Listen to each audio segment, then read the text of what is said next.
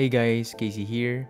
In this video, unbox natin tong ASUS gaming monitor na binili ko sa Shopee for 12,500 pesos. Make sure to check the product link in the description down below if interested. So wala namang issue on the unit itself, maayos naman siya. Laging nakakatakot lang mag-order ng monitors or TVs online since it might be damaged during transit. This gaming monitor has 3-year supplier warranty from the online store. For the product features and specifications, it will be shown later.